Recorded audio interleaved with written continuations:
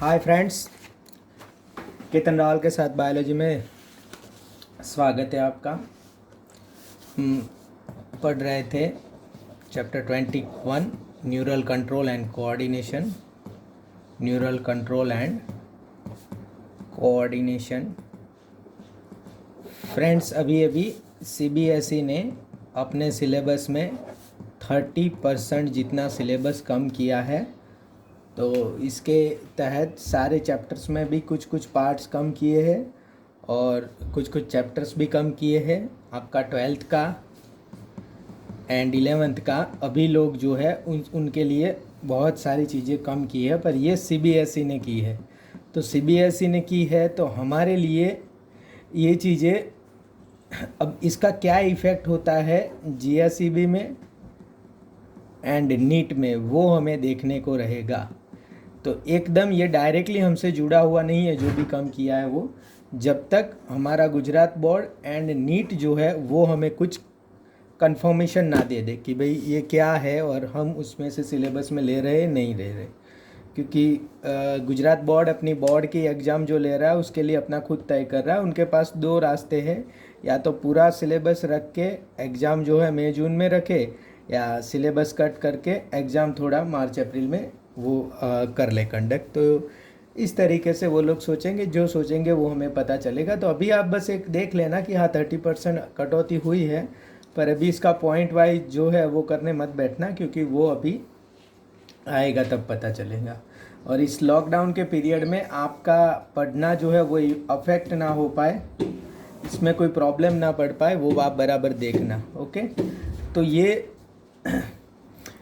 ये तो था अभी का जो अनाउंसमेंट आया उसके related. Neural control and coordination में हमने देखा था, क्या देखा था कि हमारे human nervous system CNS and PNS से बनी हुई है। पीएनएस दो है, एसएनएस एंड एएनएस है, और एएनएस में दो टाइप की सिस्टम होती है, सिंपैथेटिक एंड पैरासिम्पैथेटिक। इसके लिए मैंने आपको जो मैक्सिमम था वो बता दिया, जिसमें से आपके क्वेश्चन आ सकते हैं या बराबर, या आपको समझने में हो सकता है।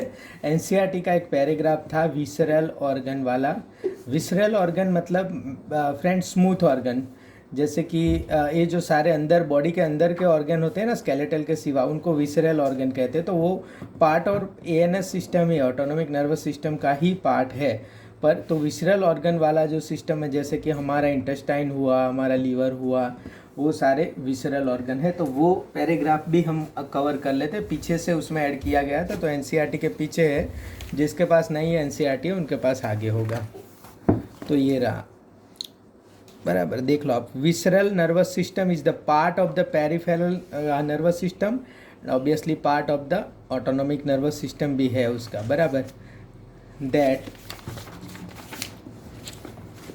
that comprise the whole complexes of nerve fibers, ganglia and plexuses, by which impulse travel from the central nervous system to the viscera and from the viscera to the central nervous system, बराबर।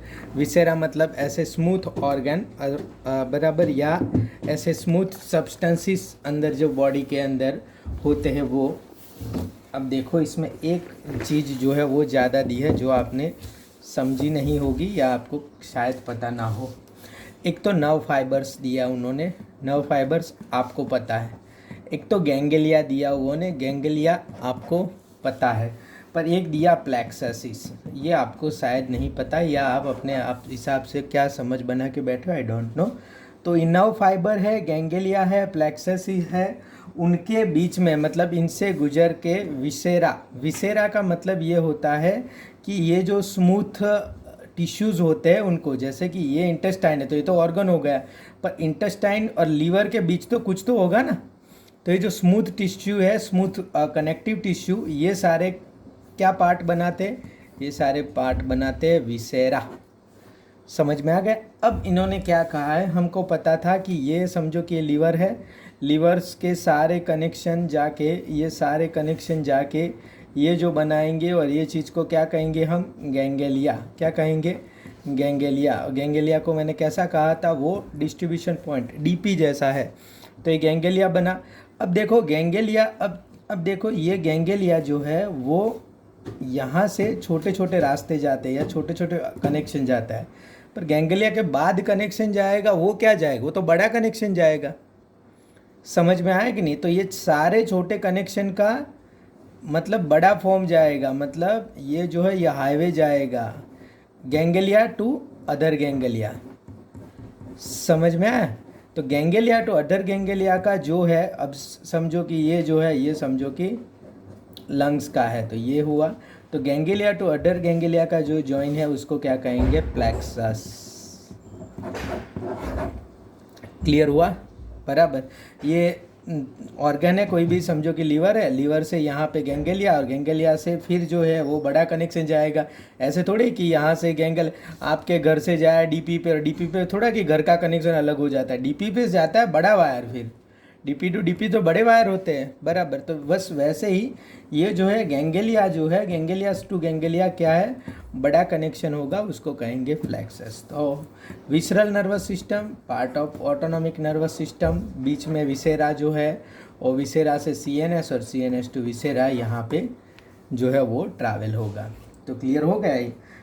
तो ये हमने पढ़ लिया ऊपर ऊपर से चीज़ें कि क्या क्या चीज़ें होती है इसमें, और किस तरह से नर्वस सिस्टम जो है वो बना हुआ है। अब नर्वस सिस्टम का मेन कंडक्शन देखेंगे, इम्पल्स कंडक्शन, और इम्पल्स कंडक्शन को देखने के लिए नर्वस सिस्टम का बेज देखेंगे भाई, जिससे नर्वस सिस्टम बना है, या नर्वस सिस्टम का जो मेन हीरो है उसको क्या कहेंगे हम, इसको कहेंगे न्यूरॉन, न्यूरॉन या nerve cell.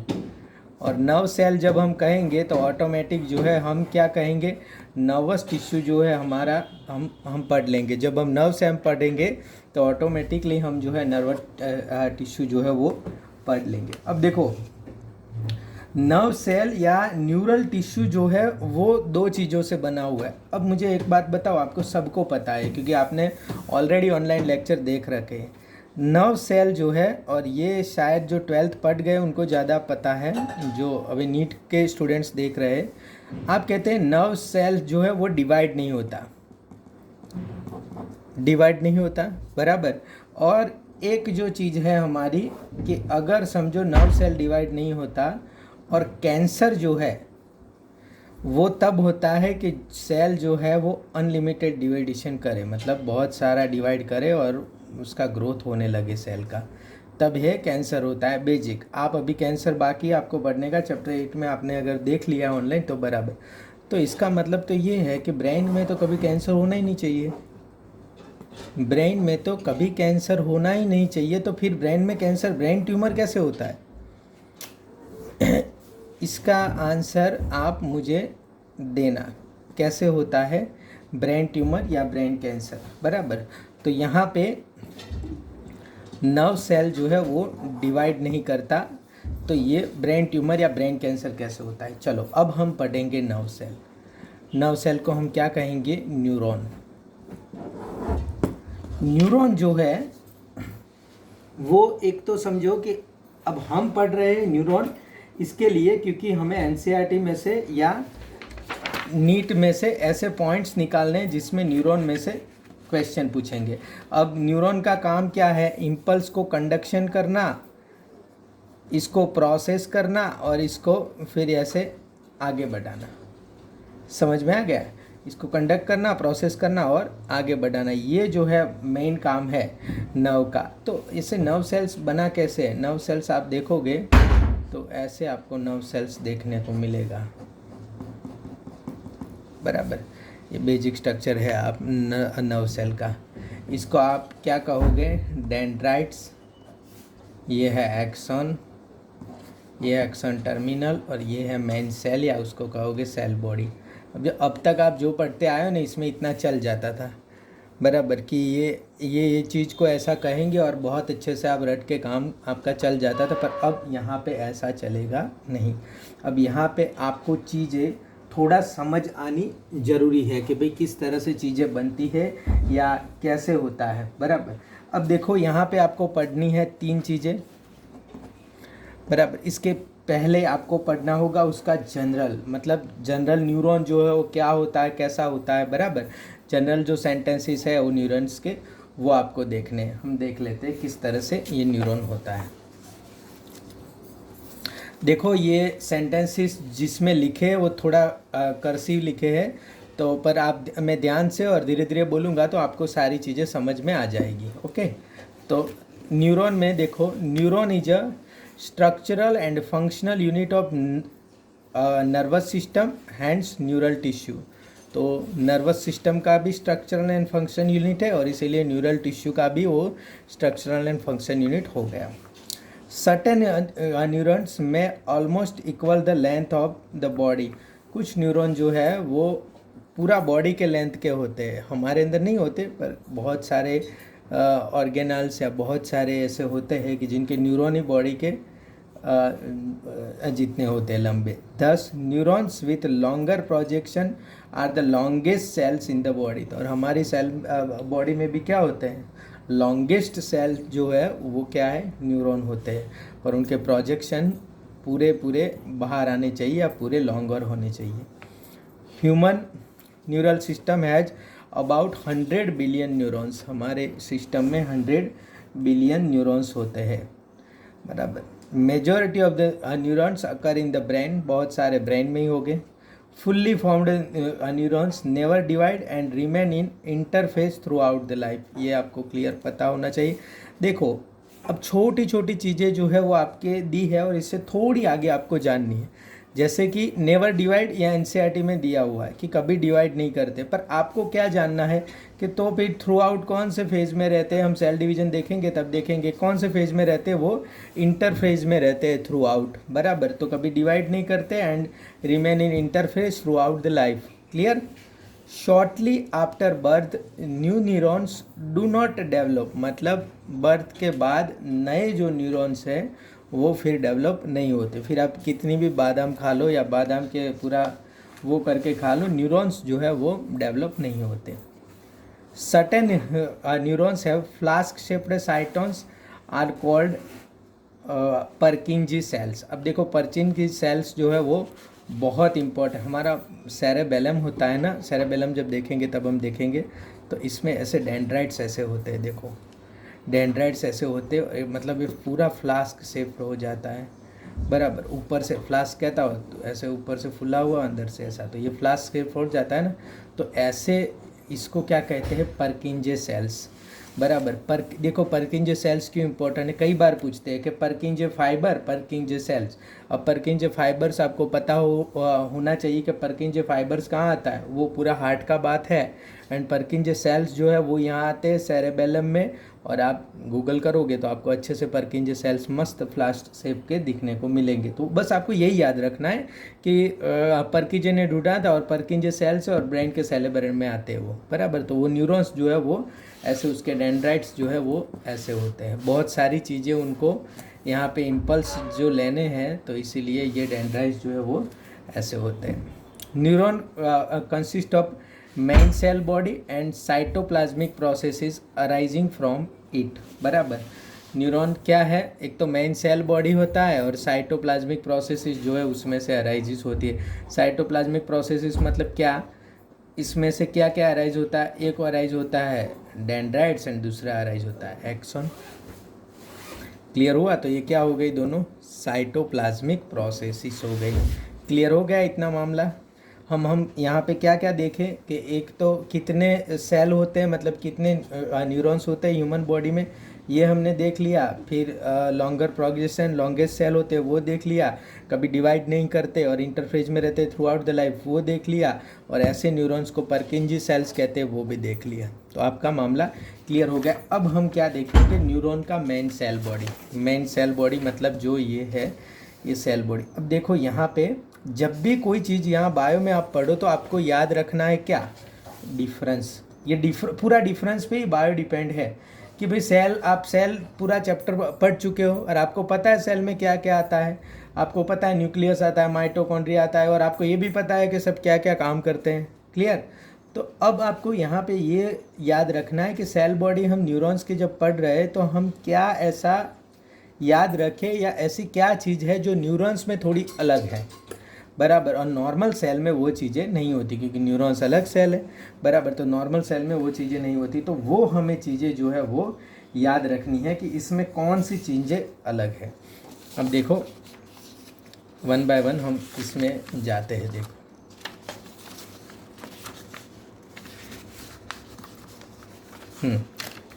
It's varies in size and form, size and form में वो अलग अलग हो सकते हैं। It may be up to 13.5 micrometre in diameter and may be irregular, spherical, oval, rounded, star shaped और पिरामिडल। पिरामिड जैसा हो सकता है, स्टार जैसा हो सकता है, गोल हो सकता है, स्पेरिकल हो सकता है, इरेगुलर हो सकता है, कुछ भी उसका हो सकता है। वो हम थोड़ा टाइप्स ऑफ नर्व देखेंगे ना, तो अलग अलग टाइप के नर्व्स देखेंगे, इसमें आपको थोड़ा ज़्यादा पता चलेगा। पर अभी याद रखो कि कुछ भी हो सकता है। एंड ये ऐसी फिगर को याद रखने की नहीं होती क्योंकि ये कोई यूनिफॉर्म फिगर नहीं है, सबका अलग अलग होगा। ये इतना है, मतलब इतने तक है, मतलब मैक्सिमम अगर जितने हो वो लोग इतने लिख देते हैं कि इतना मैक्सिमम है, तो यहाँ तक ये होगा। Like typical cell it is का, देखो टिपिकल सेल बोला ना, टिपिकल सेल मतलब नॉर्मल सेल जितना। तो पहले बात करेंगे नॉर्मल सेल की जितनी एंड देन बात करेंगे स्पेशल उस पर क्या है। Like typical cell it is consist of cytoplasm, nucleus and cell membrane. Clear. तो इसमें साइटोप्लाज्म होगा, अंदर साइटोप्लाज्म, बीचों बीच न्यूक्लियस होगा और सेल मेम्ब्रेन होगा। वो तीन चीज़ें तो होगी, कंफर्म है, बराबर। It has abundant cytoplasm called neuroplasm. इसके साइटोप्लाज्म को न्यूरोप्लाज्म कहेंगे। जैसे आप मसल्स वाले जो थे उसके साइटोप्लाज्म को आप सार्कोप्लाज्म कह रहे थे, तो इसके साइटोप्लाज्म को क्या कहेंगे, न्यूरोप्लाज्म कहेंगे। And relatively larger spherical central nucleus with distinct nucleolus. बराबर। आप पूरा सेल में देख चुके हो, थोड़ा ज़्यादा और बड़ा न्यूक्लियस होता है और बीच में न्यूक्लियोलस होता है। ऐसे सेंटेंसेस आपको ऐसे नहीं पूछेंगे कि कैसा न्यूक्लियस होता है, पर ऐसे स्टेटमेंट के लिए पूछेंगे, बराबर, कि nerve cell has very minute nucleus, बराबर। तो ये माइन्यूट नहीं आएगा, माइन्यूट मतलब छोटा न्यूक्लियस, तो आपको क्लियर पता चल जाएगा कि छोटा तो है नहीं, इसमें बड़ा न्यूक्लियस होता है, बराबर। तो तो ये आपको बराबर abundant cytoplasm called neuroplasm and relatively larger spherical and central nucleus with distinct nucleolus। Clear हो गया। द साइटोप्लाज्म हैज, देखो इतनी चीज़ें होती है, mitochondria, Golgi apparatus, rough endoplasmic reticulum, ribosomes, lysosomes, fat globules, pigment, granules, neurofibrils, neurotubules and Nissl's granules. देखो आया ना नई चीज़, बराबर। नीसल्स ग्रैन्यूल्स जो है उनके पास होते हैं, बराबर, साइटोप्लाज्म के पास। और ये नीसल्स ग्रैन्यूल्स जो है वो दूसरों के पास नहीं होते।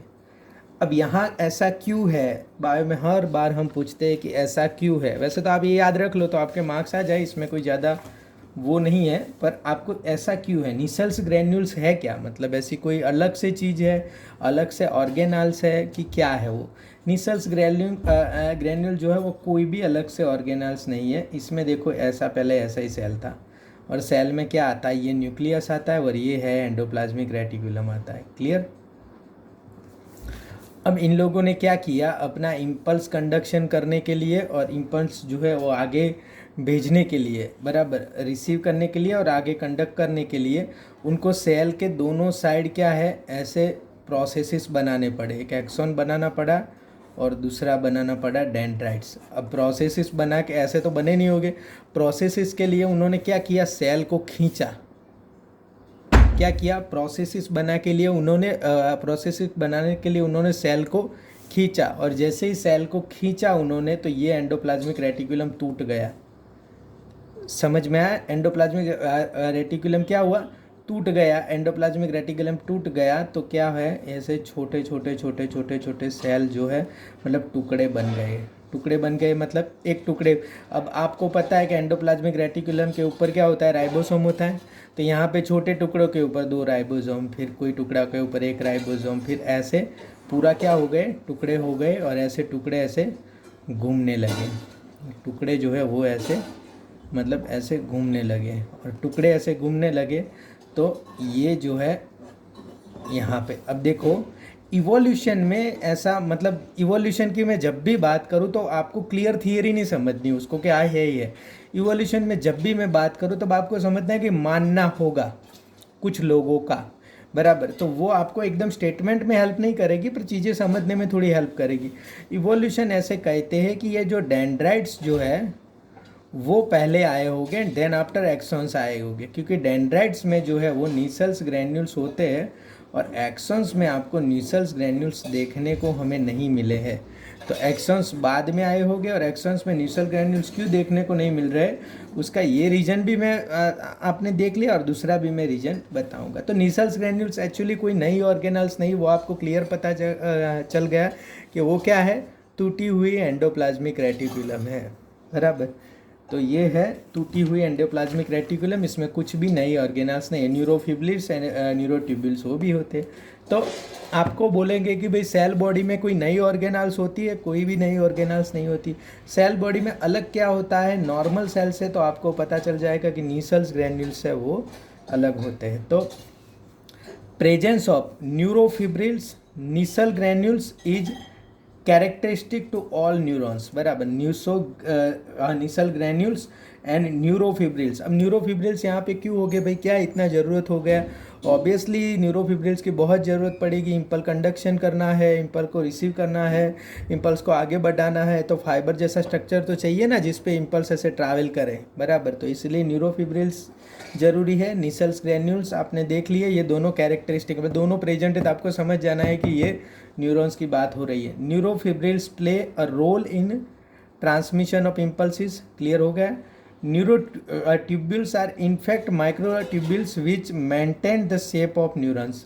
देखो न्यूरोफिब्रिल्स ट्रांसमिट करते हैं और ये लोग जो है वो शेप न्यूरॉन्स का मेंटेन करते हैं, क्योंकि न्यूरॉन का शेप कोई ऐसा तो है नहीं, न्यूरॉन का शेप तो ऐसा ऊपर है, मतलब तो ये शेप को मेंटेन करने के लिए क्या है, न्यूरोट्यूब्यूल्स है। क्लियर हो गया। एक एक चीज़ का हम जो भी नई और अलग चीज़ है उसका तो हम ज़्यादा ही जानेंगे। क्लियर हुआ। अब देखो नीसल्स ग्रैन्यूल्स के बारे में हम थोड़ा लिख दिए हैं क्योंकि इसमें आपको प्रॉब्लम ना हो। The Nissl's granules also called Nissl's body are irregular masses of rough endoplasmic reticulum with numerous attached and free ribosome and polysomes, बराबर। तो ये फ्री राइबोसोम भी हो जाएगा, टूट जाएगा तो ऐसे थोड़े कि सब चिपक के ही रहेंगे, कुछ जो है वो तो फ्री रहेंगे और कुछ जो है वो चिपक के रहेंगे, बराबर।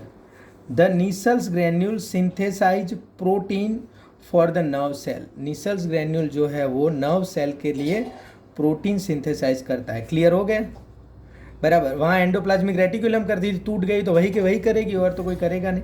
एक्सेप्ट सेंट्रियोल और organelles are found in cytoplasm. अब देखो यहाँ पे एनसीईआरटी में हमारा क्लियर सेंटेंस है सेंट्रियोल नहीं है, तो हमारे लिए सेंट्रियोल नहीं ही है।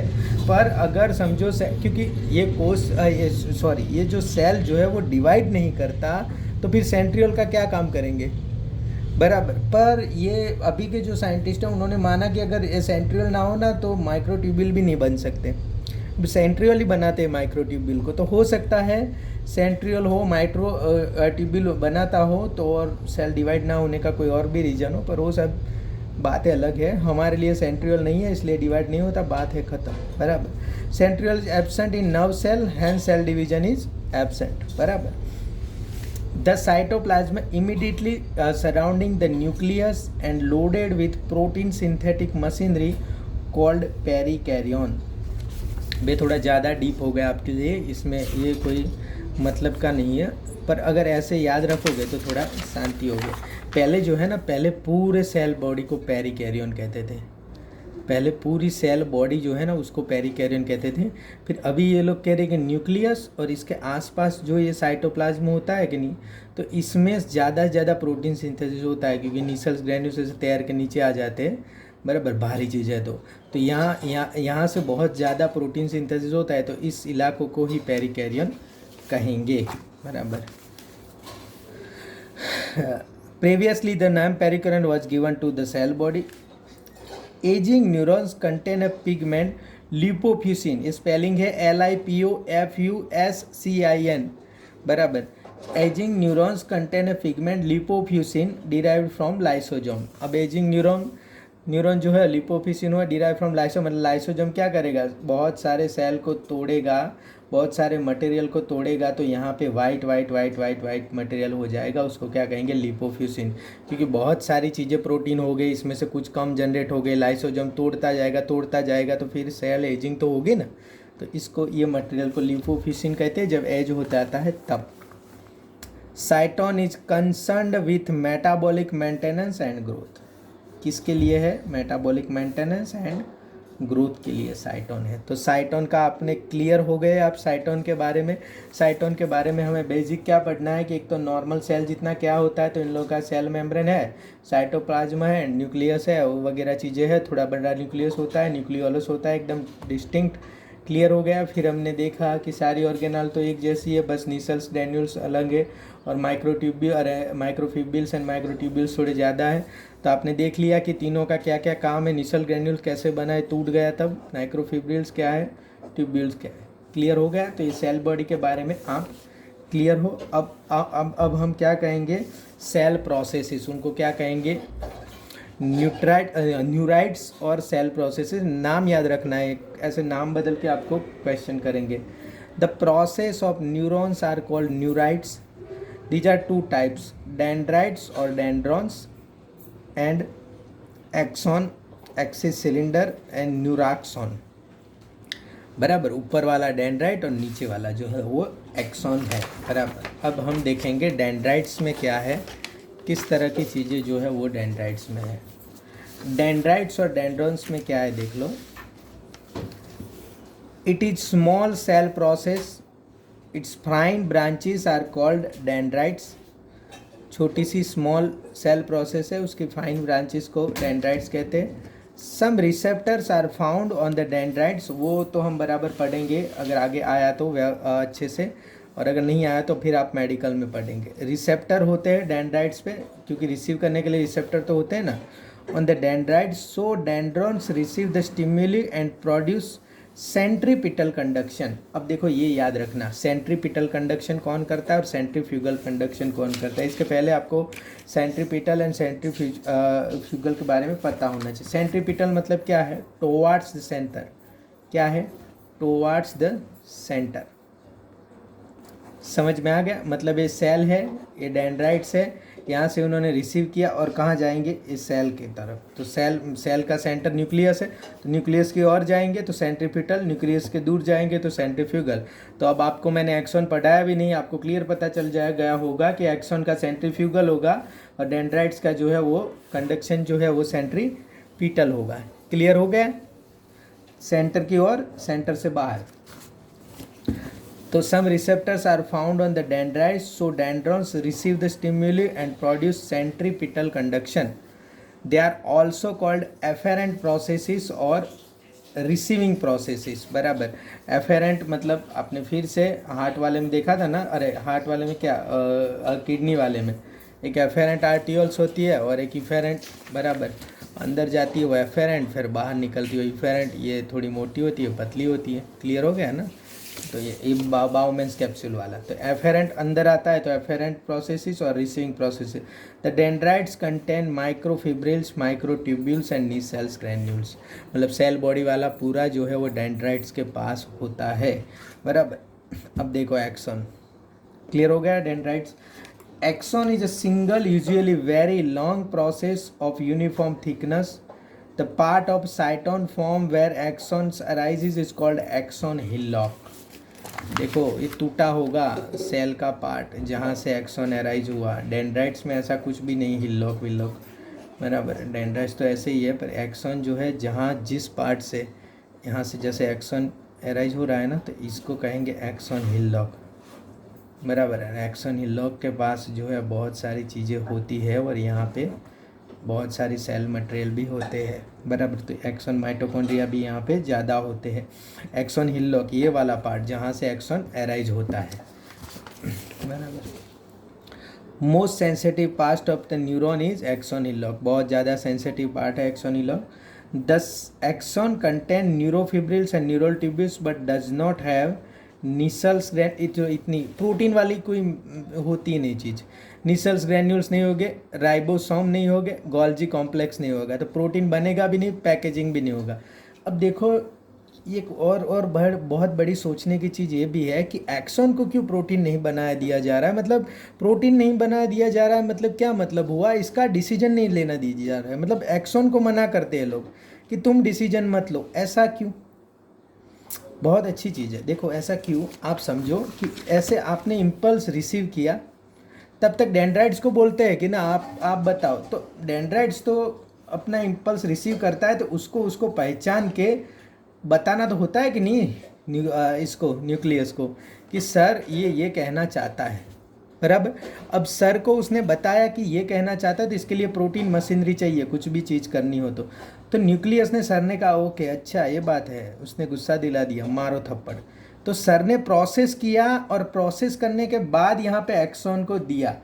अब प्रोसेस करने के बाद जो है वो एक्सॉन उसमें चेंज करे तो फिर प्रॉब्लम हो जाएगा। सर ने बोला थप्पड़ मारो और यहाँ पैर छुके है, समझ में आया कि नहीं। तो इसीलिए प्री प्रोसेस वाला है जहाँ सबके पास प्रोटीन है, प्रोसेसिंग के बाद जो है एक्सन के पास प्रोटीन नहीं है। क्लियर हुआ, ये न्यूक्लियस है, यहाँ पे प्री प्रोसेस मटेरियल है, यहाँ पे इन लोगों के पास प्रोटीन मशीनरी है, यहाँ प्रोसेस हुआ एंड देन आफ्टर एक्सन के पास जाता है। प्रोटीन मशीनरी नहीं होगी, कैसे होगी, क्योंकि ये प्रोसेस हो चुका, अब वैसा का वैसा जाना चाहिए, जैसा इन लोगों ने करके दिया था वैसा का वैसा सामने जाना चाहिए। तो इसलिए ये लोग कंडक्शन करके आगे आगे आगे करेंगे और हर बार एक्सन के पास प्रोटीन नहीं होगा। समझ में आया, तो सेल के पास, एक्सन के पास इसीलिए प्रोटीन मशीनरी नहीं है, कोई भी प्रोटीन मशीनरी नहीं। देखो निसल्स ग्रैन्यूल्स नहीं है, गोल्जी कॉम्प्लेक्स नहीं है, ribosome, fat globules, pigment globules, ये सब चीज़ें नहीं है। In the absence of Nissl's granules the axon depends on cell body for the supply of protein. तो इसलिए प्रोटीन सप्लाई पे किस पे डिपेंड है, ऑब्वियसली सेल बॉडी पे डिपेंड है। The cell membrane of axon is called exolemma and its cytoplasm is known as exoplasm। बराबर, ये तो पूरा रटने का मटेरियल हो गया। The axon ends in a group of branches called the terminal arborigations, terminal arborigations और axon terminal और टीलोडेंड्राइट्स, बराबर। टीलोडेंड्रिया क्या है, टीलोडेंड्रिया, इसको ये कहेंगे, टीलोडेंड्रिया कहेंगे, टर्मिनल आर्बोरिगेशन कहेंगे और एक्सॉन टर्मिनल कहेंगे। When terminal arborization of the axons meet the dendrites of the another neurons to form a synapse. मतलब यहाँ एक्सॉन से, मतलब एक एक्सॉन्स जब ख़त्म होगा, जैसे कि ये एक्सॉन ख़त्म होगा और आगे की डेंड्राइट्स को मिलेगा तो ये जो बनाएगा उसको क्या कहेंगे, सिनॉप्स कहेंगे। ये है सिनॉप्स, सिनेप्स, सॉरी सिनेप्स नहीं, बराबर। They form synapse, they form synaptic knob. Synaptic knob मतलब ऐसे एंड प्लेट हो गए, उसको कहेंगे सिनेप्टिक नॉब, सिनेप्टिक नॉब, बराबर। The synaptic knob contain mitochondria and secretary vesicle. इनमें माइटोकॉन्ड्रिया की एनर्जी चाहिए ना, तो इसलिए, क्योंकि एनर्जी तो चाहिए, धकेलना है चीज़ों को, तो माइटोकॉन्ड्रिया एंड सेक्रेटरी वेसिकल होती है सिनेप्टिक नॉब में। सिनेप्टिक नॉब वाला हमसे हमारा जब आएगा आगे तो हमारा स्पेशल आएगा वो, जैसे नॉब आगे बढ़ता है इसमें, तो वो तब हम देखें। The part of sarcolemma that lies beneath the axon terminals is called motor end plate. आपको पता है, बराबर। सार्कोलेमा, बराबर। सार्कोलेमा का क्या मतलब हुआ, ये मसल्स की बात है।